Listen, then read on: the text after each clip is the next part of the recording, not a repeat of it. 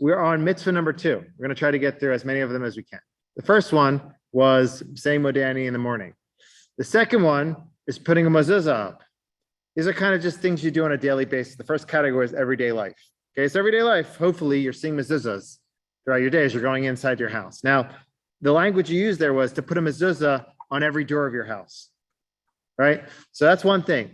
Many people have, and I grew up like this. Actually, I didn't grow up like that, but many people grow up like this, where they have one mezuzah on the front door, and then the rest of the house, they don't have mezuzahs. But really, the mitzvah is to put a mezuzah on every room in which you live. The verse says, says like this, of your houses. And it's learned out from there that you have to put mezuzahs on your houses. It's learned out from there, every room that's used for general occupancy as your house that you're living in, you should have a mezuzah. And so there's different reasons that are offered for this. One reason is that it's like a mystical reason where it guards your house spiritually. Some people will say, if you're experiencing a streak of bad luck, you should check your mezuzahs. You're supposed to check them twice every 7 years. But aside from that, some people will check them just if they feel like something's wrong. That's a mystical understanding. Another understanding is that, which I think is a powerful one too, is that when you walk in and out of your rooms, you're walking throughout your house, ideally, and when you see the mezuzah, it's supposed to remind you how you should behave in your house. You should behave in each room where you're living. Our lifestyles are not just Jewish in the synagogue.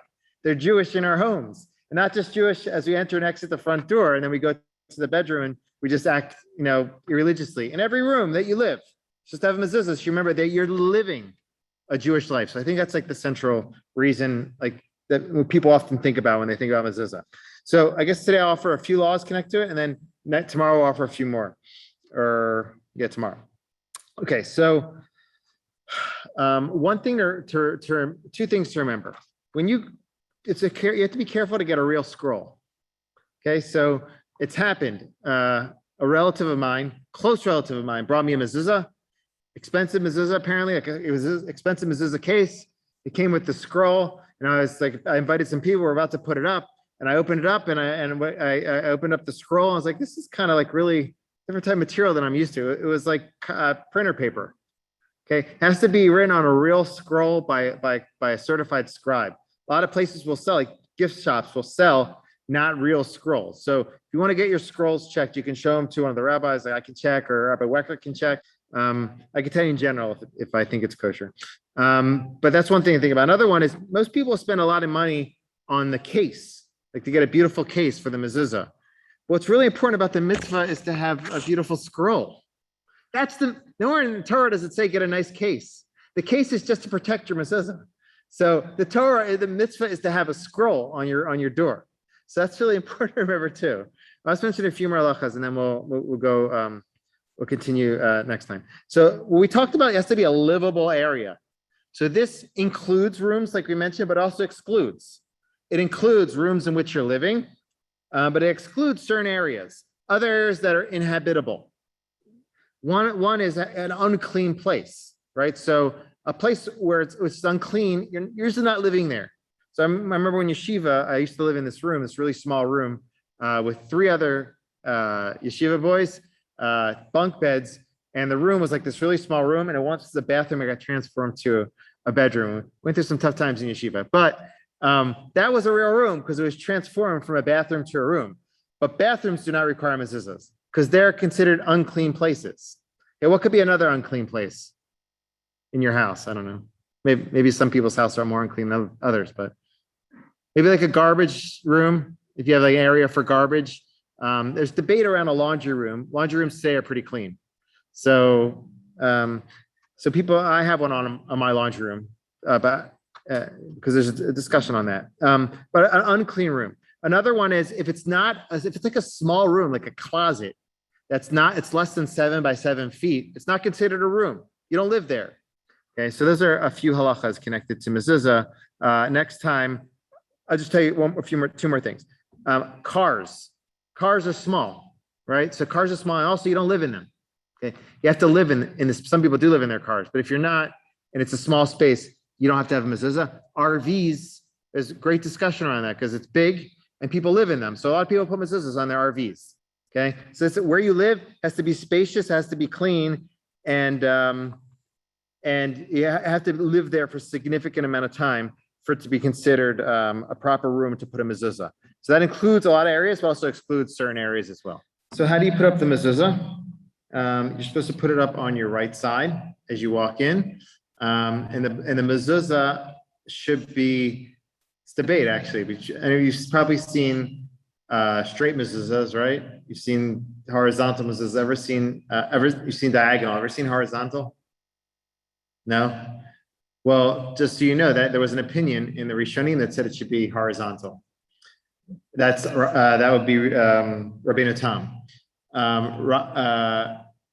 Rashi and Rambam says it should be vertical. So the Sephardim go by Rashi and Rambam, it should be vertical.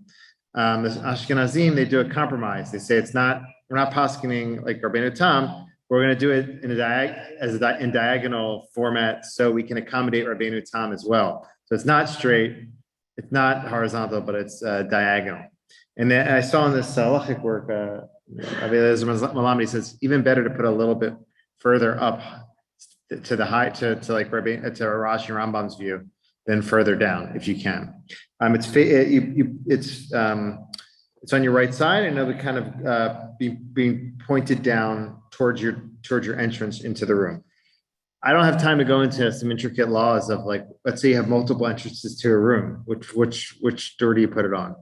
Or like you have, that's one question, or like you have a porch, which an enclosed area, like which side do you put it on? What's an entrance to what? There's discussions on that. We talked about that once. We're not going to go in that today, but just a few more laws connected to mezuzah. Important halacha, and your mezuzah needs to be fastened tightly wherever on your doorpost. Also, you need a doorpost for mezuzah. If there's no doorpost, which means two, I guess, a top bar and also two, I guess, lintels. Is that what the lintels? Anyway, two crossbars and on the top bar. That's what you need for mezuzah. But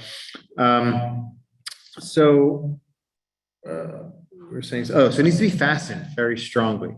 Okay, so nails are good, screws are good. Velcro is not good. Okay, so I've been at some people's house where they ask me to put up their mezuzah and they bring out the Velcro. I'm like, that's great. I'm not going to be using that to put up your mezuzah because it has to be fastened on in a strong way. So like, strong adhesive tape works as well. Another thing I mentioned that sometimes people invite me to help them put up their mezuzah. You don't need a rabbi to put up your mezuzah. Sometimes the rabbi will know the laws, but if you learn the laws, there's no need to have a rabbi put up your mezuzahs. Put them up yourself. You make a bracha.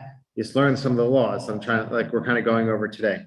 One other law is that it should be on the top third of the doorpost.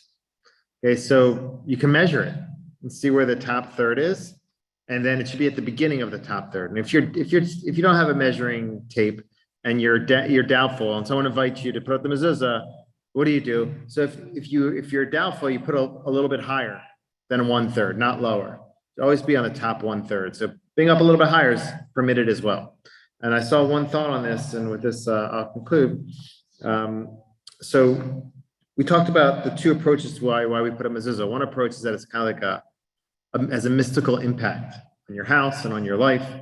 Another approach is that it has more of a theological or kind of like a symbolic influence on you. When you look at it, you're really supposed to think about what's talked about in there, which is the Shema, which is education and all the good pieces of Judaism that you're supposed to be implementing in your home as you go out into the world, throughout each room. So he says in this book, he says, why do you have to put on the top third? He says, because this points to the symbolic approach where the body's split into thirds. So you have like the lower part, the middle part, which is the heart. So you have your action, which is your legs, your heart, which is the middle part of your body, and your head, which is the top part. So it should be on the top part of the mezuzah because it symbolizes that we're supposed to kind of reflect on the messages of the mezuzah. It should be closer, though, to the bottom of the first part of the top third, so for a little bit further down, because our actions, our thoughts are supposed to influence our heart and our actions. So that was like a nice explanation to that. I don't know if that's like the explanation, but I thought it's a nice explanation to that. For more peace, like let's say you're at the kotel You're at the old city of Jerusalem. You walk to the Shar Yafa, right? There's a mezuzah there. You've seen that? Maybe anybody kissed the mezuzah before? So is that on the top third? It's not on the top third, right? So it's extremely high. So we go by our average length, like where you put it, like on an average mezuzah, like on average doorpost. That's an example on the gate. You also put mezuzahs on gates and homes as well. There's some halachas connected to mezuzah. Mezuzah can be a very powerful thing, and I think if you have an opportunity to take a break and think about what the mezuzah is, I don't think we do it hardly enough. If you have a chance to do that, it can really have a strong impact. Just to kind of reflect on a little bit and think about what we want to do as we walk in and out of our rooms, in and out of our homes.